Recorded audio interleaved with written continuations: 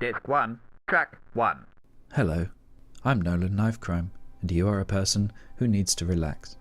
You've purchased this set of CDs because your stress levels are high, daily life is starting to get you down, and you need to take your mind off things and get back to what's important, your happiness. I can't tell you how to be happy. There's no method for happiness, and there's no roadmap and no real way of achieving it. But I'm here to tell you exactly what you need to do to be happy forever without ever having to put in the slightest bit of effort. I guarantee that after listening to these 11 discs, you will definitely be happier and more relaxed and more productive. You'll probably have a better job. You'll be more able to stand up for yourself or something. Now lay back on whatever you're sitting on, open all the windows, close the doors and get ready for the most relaxing, thrilling ride of your empty little life. Close your eyes and try to picture everything I say. You are standing in a field. Poppies lay in neat rows in every direction. To your left is a picturesque barn. You can see a beautiful woman laying out plates and glasses on a table in front of the barn. She waves at you. She is your friend, Lucy. Lucy wears a cotton dress with pockets all over it. Too many pockets. Why does her dress have so many pockets? You walk towards her. She smiles and she says something that you can't quite hear. You get closer and you say, "What was that, Lucy?" She repeats it, but you still can't hear. Then you realize you didn't hear yourself speak. Am I deaf? Am I deaf now? What's happening to me? Am I deaf?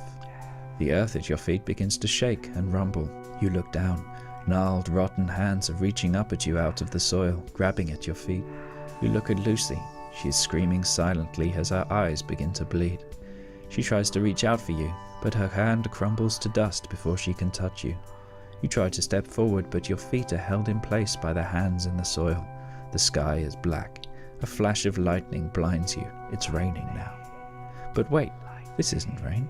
It's thicker and stickier, and it's black. It's oil. Lucy is staring at the stump where her hand was, screaming. Dust pours from the wound onto the ground. She clutches at it, trying to stem the flow, but the oil is making everything too slippery. She looks pale and sullen. Her eyes roll back in her head as she collapses. Your feet are freed suddenly, and you rush forward to catch her, but all you grab is her dress filled with straw and dust. Now take a deep breath and listen to these messages from our sponsors. Hello everyone, it's me Vickers. The Horse Emporium thing didn't work out, so now I'm opening Vickers Timepieces and Clocks Warehouse. We've got all types of watches and old-fashioned clocks, you know, the big ones with the swingy thing in it, the fucking pendulum. We've got watches too, did I say that? Hardly any of them are cursed, and if you end up with a haunted one, just bring it back and I'll exchange it for a picture of me with my watch that is not haunted. You know where we are, same place, under the motorway. Good luck finding it. Should we have bought ad space on a relaxation CD? I don't know, but it was pretty cheap. Now back to that weird fucking guy, Norman or whatever it is. CD 3, Track 7. You try to balance her head back on top of her body, but it won't stay there. It keeps tumbling down and rolling across the floor. Her eyes follow you accusingly. "What do you want me to do? It was an accident," you say. "You killed me, Noland. You killed me," she gurgles through a mouthful of blood, her fingernails scratching at the floorboards on the other side of the room. You hear footsteps coming up the stairs from below, and voices, and radios. The police, you wonder? But how are they here so quickly? I called them, she says. Her eyes dart across the room to her body slumped against the old rocking horse. Her hand limply drags a phone out from under her jacket. "I called them," she cackles between coughs and splutters that paint the floor with viscera. Now take a deep breath and think about what you would do in this situation. If you do have any ideas, I'd love to hear them. Hello, it's me, Quiet Northern Alan.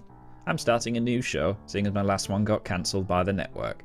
We won't go into why exactly, suffice it to say I disagree with their decision. Anyway, my new show, I'm Quiet Northern Alan, why don't you give me a call on the telephone? It's a call-in show. Those are popular now, aren't they? You call me on and we'll talk about whatever you want to talk about. Are you one of the women from the village who doesn't want to come to mine on Wednesdays and play bridge? Are you the vicar, Mr. Pembrose, who would like to explain why I'm banned from the church and why you think you're better than everyone else? Are you my ex-wife, who would like to tell everyone why it's taken you 15 years to pop out for some biscuits? If so, call in and we'll have a lovely chat about all those things. Disc 11, Track 11. To finish up and to get you really relaxed, I think we should concentrate on what it is that's causing you stress so we can eliminate it. Try and picture the person or situation that you think is responsible. Now imagine that there are 500 of them. They're all armed to the teeth with deadly weaponry. They're all screaming for your blood. They're outside the house now, chanting, "Come out, Noland, come out."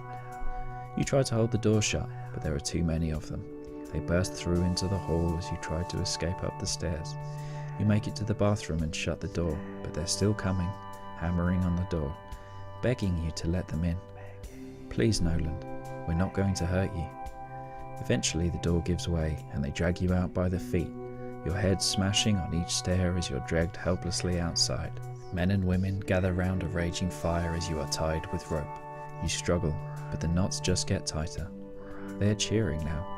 You are dragged closer and closer to the fire, screaming to be set free, but the more you scream, the more they laugh. You catch sight of your reflection in a puddle. You are your father, and then you look up and realise the man leading the barbarians is you. I think you'll agree, you are now very relaxed and ready to take on anything the world has to offer. Good luck.